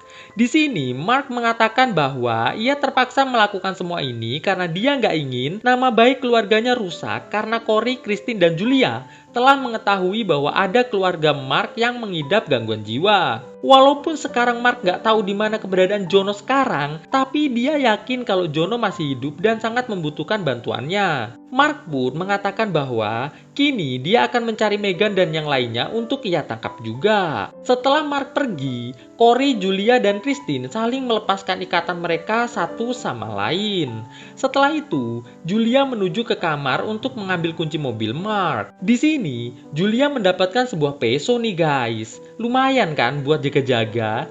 Namun tiba-tiba muncul Mas Jono yang langsung menangkap Cory. Mark yang baru datang mencoba menenangkan Jono dengan mengatakan bahwa ia akan membawa Jono ke kota agar mendapatkan perawatan yang layak. Julia yang melihat ada kesempatan sempat berusaha menyucuk Jono, namun dihentikan sama Mark yang langsung balik menyucuk Julia sampai meninggoy. Jono yang melihat hal itu langsung menyucuk kelapa Cory sampai meninggoy. Mark pun berjalan mendekati Jono, berharap Jono mau diajak ke kota. Namun sial, ternyata Jono nggak ngenalin Mark nih guys. Jono pun langsung mengecik Mark sampai meninggoy. Christine yang melihat ada kesempatan langsung segera lari keluar dari kabin. Ia pun langsung masuk ke dalam mobil. Namun mobilnya ternyata nggak bisa nyala nih guys. Saat Christine keluar lagi dari mobil, ia pun harus bertemu dengan Jono. Namun di sini Christine berhasil merebut kapak Jono dan segera menggunakannya untuk mengeplak Jono sampai tiduran. Namun saat Christine hendak pergi, tiba-tiba Jono kembali bangun nih guys. Beruntungnya Cyrus datang dan segera mengedor Jono sampai meninggoy. Cyrus pun mengajak Christine ke rumahnya agar bisa melaporkan semua kejadian ini kepada pihak yang berwajib. Namun sesampainya di mobil, bukannya langsung pergi. Cyrus malah bilang kalau dia merupakan salah satu pasien yang berhasil selamat dari danau. Lalu Cyrus langsung mengaselolecos Christine dengan cara yang gak biasa sampai suatu pagi di sebuah rumah mewah terlihat seorang perempuan bernama Janet sedang ngosek lantai kamar mandi, lanjut bersihin karpet dan tak lupa minum kopi. Setelah ngerasa seger banget, ia pun menuju ke dapur untuk memasak makanan kesukaannya. Nggak selang berapa lama, terdengar bel pintu berbunyi. Janet pun segera menuju ke pintu untuk melihat siapa yang datang. Terlihat seorang pria bernama Leo mengaku telah disuruh oleh suaminya Janet, yaitu Evan, untuk memperbaiki kamar mandi.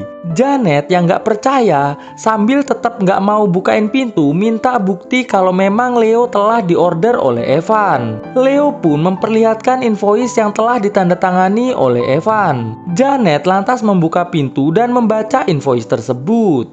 Janet yang nggak pengen Leo masuk rumah karena Evan sedang nggak ada di rumah, meminta agar Leo balik lagi setelah Evan pulang. Mendengar hal itu, Leo segera menelpon Evan namun nggak diangkat. Leo lantas meyakinkan Janet kalau dia hanya sebentar saja memperbaikinya. Jadi Janet nggak perlu khawatir, dijamin nggak akan mengganggu aktivitas Janet hari ini. Dengar hal itu, Janet pun mempersilahkan Leo masuk dan mengantarnya ke kamar mandi utama agar bisa mulai bekerja. Sepanjang perjalanan menuju ke kamar mandi, Leo terus saja ngoceh nggak jelas, bahkan sempat menyarankan Janet untuk mengadakan pesta Aselolecos rame-rame dengan tak lupa mengundang dirinya juga. Namun, Janet tak menghiraukan ocehan Leo tersebut. Sampainya di kamar mandi utama, Janet mempersilahkan Leo untuk mulai bekerja sedangkan ia menuju kembali ke dapur untuk melanjutkan memasak.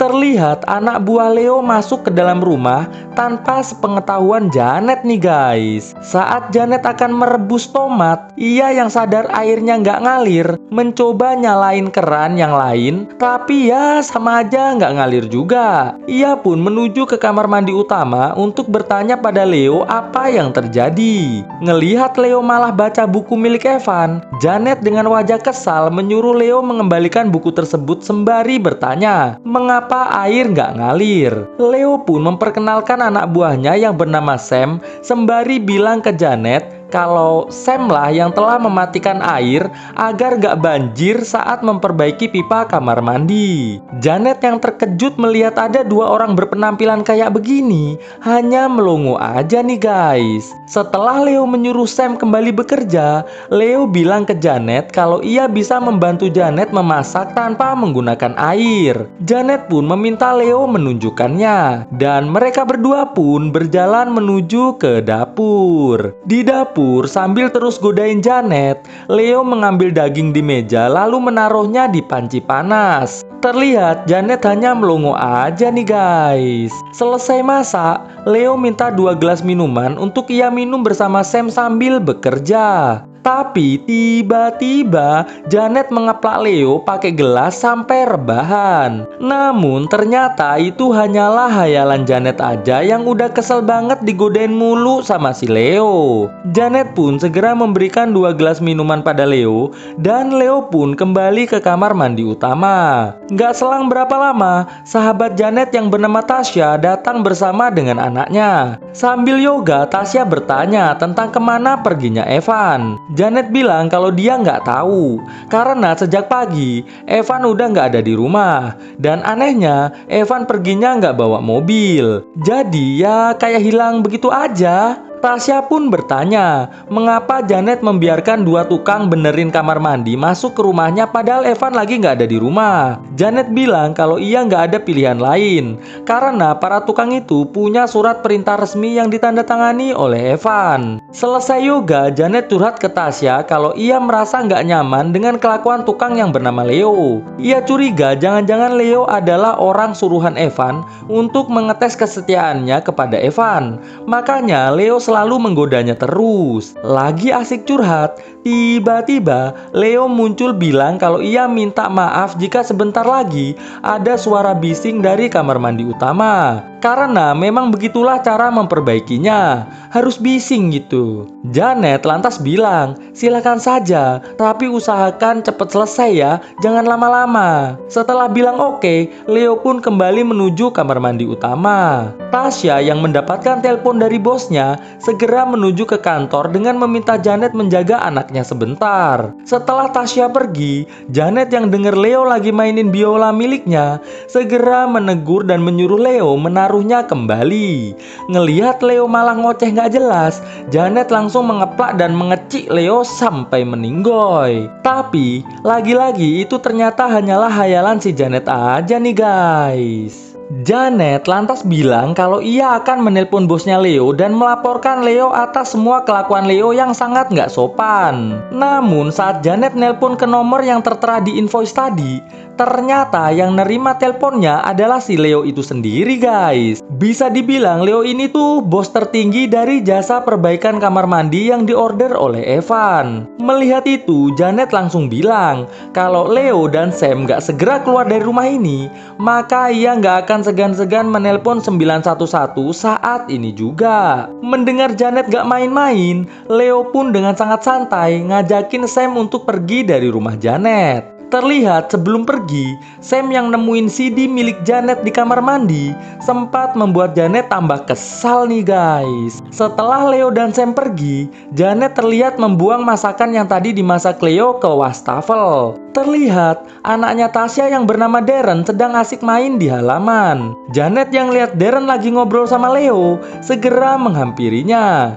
Dan tanpa basa-basi, Janet langsung mengeplak Leo menggunakan tongkat sampai meninggoy berantakan. Tapi lagi-lagi dan lagi, itu semua hanyalah hayalan si Janet aja nih guys. Janet lantas mengajak Darren masuk ke dalam rumah tanpa menghiraukan Leo yang lagi ngoceh nggak jelas. Nggak mau repot ngurusin Darren, Tasya pun terlihat mengantar Darren pulang ke rumah Tasya. Di dalam rumah, terlihat Sam ngelakuin kayak gini nih. Sedangkan Leo keliling-keliling rumah kayak begini nih guys. Di rumah Tasya curhat ke Janet mengenai keburukan Evan saat masih kerja bareng dengan suami Tasya yaitu Larry. Bisa dibilang Evan pernah mengkhianati Larry saat itu, sampai membuat Larry rugi jutaan dolar. Di rumah Janet, terlihat Leo masih keliling-keliling gak jelas nih guys. Begitu pula dengan Sam yang juga keliling nyari cemilan. Tapi setelah dapat,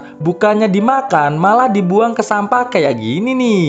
Gak jelas banget dah si Sam ini guys. Di rumah Tasya, Janet dan Tasya terlihat main lempar peso sambil bercerita tentang hayalan mereka yang sangat ingin mengeplak orang-orang. Bisa dibilang Tasya dan Janet ini memiliki sedikit gangguan kejiwaan yang jika kesal selalu ingin melakukan tindakan brutal, namun masih belum punya keberanian untuk melakukannya. Di rumah Janet saat Leo lagi nyari-nyari nggak tahu nyari apa ini, Sam malah curhat sama pohon kalau dia tuh lagi jatuh cinta sama Janet sejak awal ia melihatnya tadi. Sam sangat berharap Janet mau menerima cintanya. Leo yang berhasil menemukan uang di meja kerja Evan langsung segera memanggil Sam. Di rumah Tasya, Janet berpamitan mau pulang karena takut rumahnya diapa-apain sama Leo dan si Sam. Dan benar saja, terlihat Sam dan Leo sedang berusaha membuka paspor garasi mobil Evan. Janet yang lihat hal itu langsung bertanya apa yang sedang Sam dan Leo lakukan di garasi mobilnya. Leo bilang kalau ia harus memasukkan bak mandi baru ini melalui garasi, karena kalau lewat pintu utama bakalan susah. Mengabaikan perkataan Leo, Janet langsung menyuruh Leo buat masukin bak tersebut melalui pintu utama saja. Namun Leo nggak mau. Leo bilang kalau nggak lewat garasi, ia nggak mau memasukkan bak mandi tersebut. Mendengar hal itu, Janet yang kesal segera berjalan masuk ke rumahnya dengan Leo yang masih ngoceh nggak penting. Sore harinya saat Janet sedang memasak di dapur, Leo kembali mengajaknya ngobrol nih guys. Leo bercerita tentang si Kopit yang pernah masuk ke rumah tetangganya dan melakukan beberapa kebrutalan terhadap semua anggota keluarga tersebut. Dengar hal itu, Janet tiba-tiba banjir dan langsung mengadu cungirnya dengan si Leo nih guys. Leo yang lagi asik menikmati pengaduan cungir tersebut, tiba-tiba langsung dibrakot lehernya sama Janet sampai meninggoy. Tapi ya kembali lagi, ternyata itu semua hanyalah hayalan si Janet aja nih guys. Nggak selang berapa lama, Sam muncul mengatakan pada Janet dan Leo bahwa airnya sudah mengalir kembali. Dengar hal itu, Leo lantas pamit pada Janet untuk pulang. Ia berjanji besok akan datang lagi bersama Sam untuk memasang bak mandi barunya. Malam harinya, terlihat Janet sedang dandan di depan cermin, lalu bersantai di sofa sambil ngemil dan nonton film psikopit yang ia hayalkan psikopit di film tersebut adalah dirinya. Pagi harinya, Janet yang dengar ada suara orang ngobrol di dapur, langsung segera memeriksanya. Ternyata itu adalah Leo dan Sam yang gak tahu gimana caranya kok bisa masuk ke dalam rumah Janet. Janet pun bertanya, apa yang terjadi? Leo bilang kalau ia tadi lihat Janet masih tidur, jadi memutuskan buat nunggu Janet bangun dulu, baru mulai bekerja. Janet bertanya, bagaimana cara Leo dan Sam bisa masuk rumah? Padahal semua pintu udah ia kunci menggunakan password. Leo bilang kalau saat ia dan Sam datang, pintu rumah Janet sudah terbuka. Maka dari itu, ia dan Sam langsung masuk aja. Ngerasa kesel, Janet yang mau masuk kembali ke kamarnya, malah selimutnya diinjak Leo kayak gini nih guys. Janet pun meminta agar Leo mengangkat kakinya. Setelah Leo mengangkat kakinya, Janet pun segera masuk kembali ke kamarnya. Setelah berpakaian, terlihat Janet sedang memeriksa rekening koran milik Evan. Sementara itu, terlihat Leo lagi serius ngancurin tembok untuk ngelihat pipa air yang akan ia sambung. Nggak selang berapa lama, Janet datang sambil nunjukin bukti rekening koran kalau Evan nggak pernah membayar Leo dan Sam untuk memperbaiki kamar mandi. Leo bilang kalau dia nggak tahu. Yang jelas dia sudah dibayar Evan untuk memperbaiki kamar mandi. Untuk meyakinkan Janet, Leo kembali menelpon Evan namun masih juga nggak diangkat. Leo lantas bilang ke Janet kalau sepertinya Evan udah pergi meninggalkan Janet dengan alasan yang nggak bisa dikatakan. Bisa saja karena sudah ada wanita lain yang lebih muda dan cantik di belakang hubungan antara Janet dan Evan. Terbukti, Evan nggak mau ngangkat telepon dari siapapun. Dan Leo yakin Evan juga pasti nggak mau ngangkat telepon dari Janet. Mendengar hal itu, Janet lantas bertanya, apa tujuan Leo dan Sam ke rumah ini? Padahal secara data, Evan gak pernah mengordernya. Leo menjawab bahwa tujuan dia dan Sam ke rumah ini adalah memperbaiki kamar mandi utama sesuai permintaan Evan. Bahkan Evan pun sudah membayar lunas dirinya dengan uang cash. Artinya bisa saja tidak ada laporan di rekening koran Evan, karena Evan membayarnya dengan uang cash, bukan transfer. Mendengar hal itu, Janet pun segera beranjak menuju ke dapur. Setelah berpikir sejenak, Janet pun kembali menemui Leo dan Sam untuk mengusir mereka. Leo lantas memegang Janet sambil bilang kalau ia nggak akan pernah mau pergi sebelum pekerjaannya selesai. Janet yang berhasil mendorong Leo keluar rumah langsung segera mengunci semua akses masuk ke rumah. Dengan Leo yang teriak-teriak kayak begini nih guys. Setelah mengunci semuanya, Janet yang nggak ngelihat Leo mulai celingak-celinguk. Ngelihat ternyata Leo dan Sam pergi menggunakan mobil, Janet pun merasa sedikit tenang. Janet lantas membuat sandwich di dapur karena perutnya mulai terasa lapar. Setelah makan, ia pun membersihkan giginya agar tetap segar dan wangi sepanjang hari. Janet yang lihat ada kunci besi kayak begini, segera mengambilnya untuk berjaga-jaga jika Leo dan Sam datang lagi ke rumahnya. Nggak terasa malam pun tiba. Terlihat ada bayangan seseorang melintas di depan pintu rumah Janet. Dan ternyata itu adalah Leo yang akhirnya berhasil masuk ke garasi mobil Janet kayak begini. Leo yang lihat Evan sedang terikat di kursi, segera membuka penutup mulutnya dan mulai bertanya, apa yang terjadi? Evan pun cerita kalau waktu itu saat ia sedang mau masuk kamar mandi, tiba-tiba Janet mengeplaknya dari belakang sampai semaput. Dan saat ia bangun, ia sudah terikat di tempat ini. Evan pun memohon agar Leo mau melepaskannya sekarang juga. Tapi Leo masih nggak mau nih guys. Leo bilang kalau Evan mau ia lepaskan, Evan harus mau ngasih seluruh uang miliknya, baik yang ada di bank maupun yang ada di rumah Evan saat ini juga. Evan yang keberatan jika harus ngasih semua uangnya mulai memanggil Janet nih guys. Leo yang panik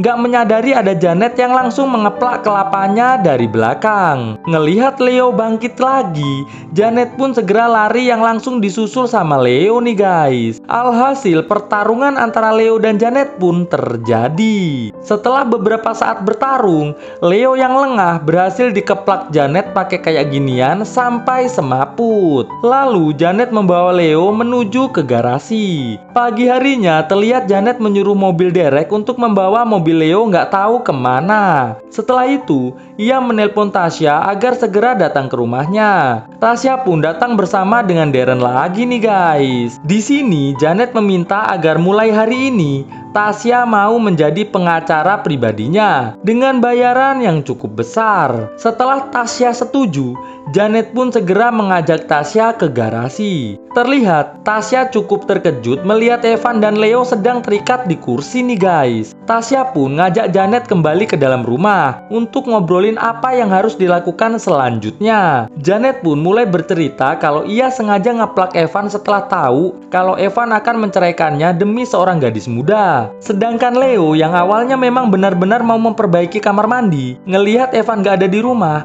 mulai bertindak aneh-aneh. Janet lantas memperlihatkan sebuah bola yang ia gunakan ngeplak Evan berkali-kali karena gak kuat nahan amarah setelah baca chat Evan dengan gadis mudanya. Tasya pun bilang kalau ia punya ide untuk menyelesaikan masalah ini. Tapi Janet harus mau membayarnya terlebih dahulu sebesar $100.000. Sebagai tanda jadi, Tasya resmi sebagai pengacara Janet. Tanpa pikir panjang, Janet langsung mengambil uang lalu memberikannya pada Tasya. Gak selang berapa lama, Darren muncul ngasih tahu kalau ada orang di depan rumah. Janet dan Tasya pun segera mengeceknya. Dan ternyata itu adalah Sam yang sedang nyariin Leo. Di sini Janet dan Tasya bilang kalau Leo nggak ada di sini. Sam yang lapar lantas bertanya, sebelum pulang, bolehkah ia meminta sedikit makanan? Awalnya Janet nggak mau ngasih. Tapi setelah Sam bilang kalau dia dan Leo sebenarnya adalah orang miskin yang udah nggak punya keluarga sama sekali, Tasya pun segera ngajak Janet masuk rumah dan menyarankan agar Janet mau menahan Sam tetap di rumah ini. Selagi Tasya dan Janet diskusi, terlihat Sam malah santai-santai di bak mandi kayak gini nih guys. Selesai berdiskusi, Tasya dan Janet segera memakai baju plastik kayak gini. Sedangkan Sam yang dengar ada bunyi orang dari dalam garasi, mulai berpikir sejenak.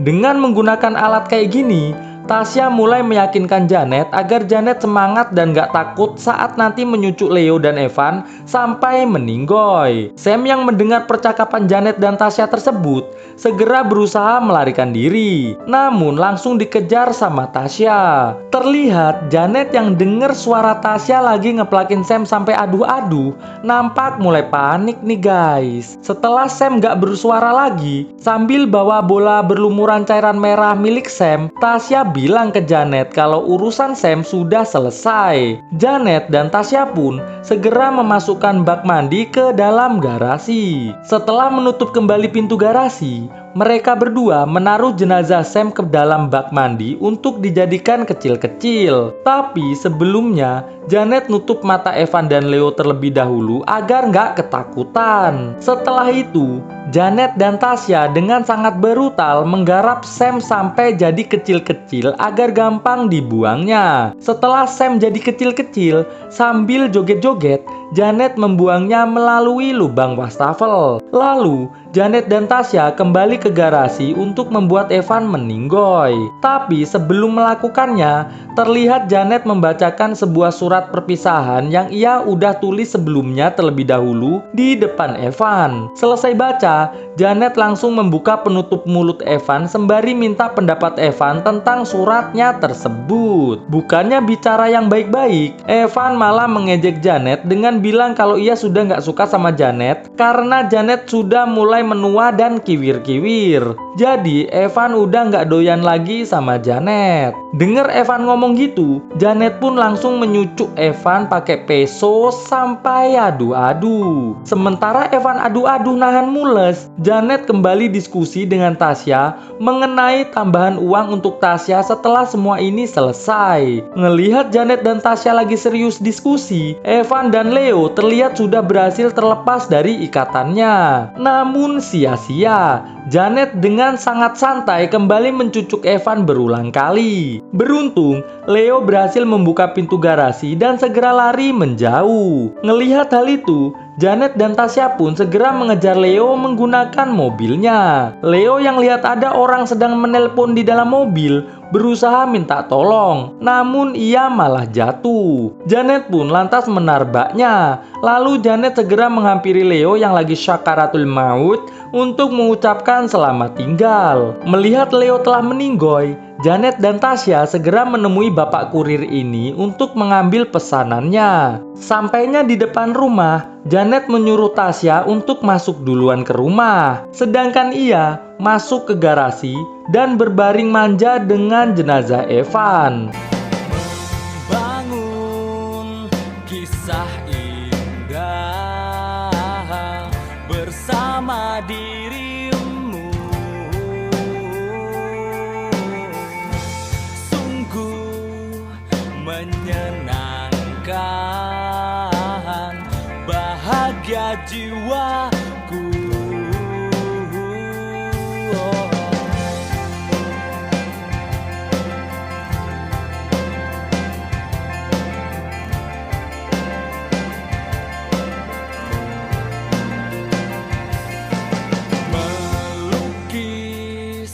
Warna indah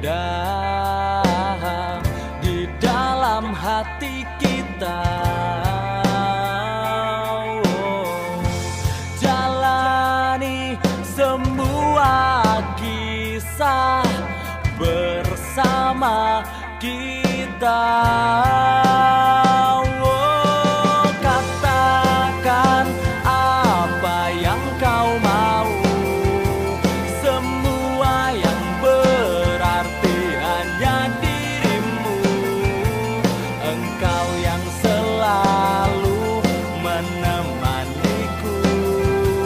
sampai hidup dan matiku. Katakan apa yang kau mau, semua yang berarti hanya dirimu. Engkau yang selalu menemaniku sampai hidup dan matiku.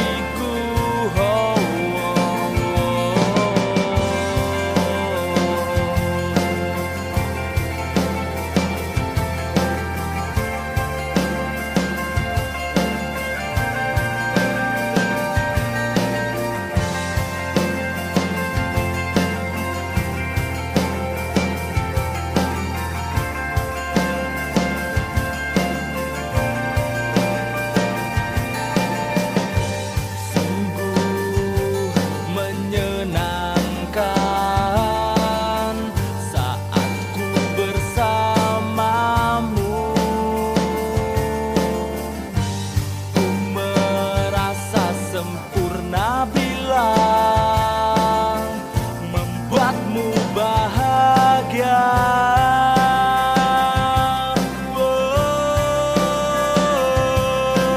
Katakan apa yang kau mau, semua yang berarti hanya dirimu. Engkau yang selalu menemaniku sampai hidup dan matiku.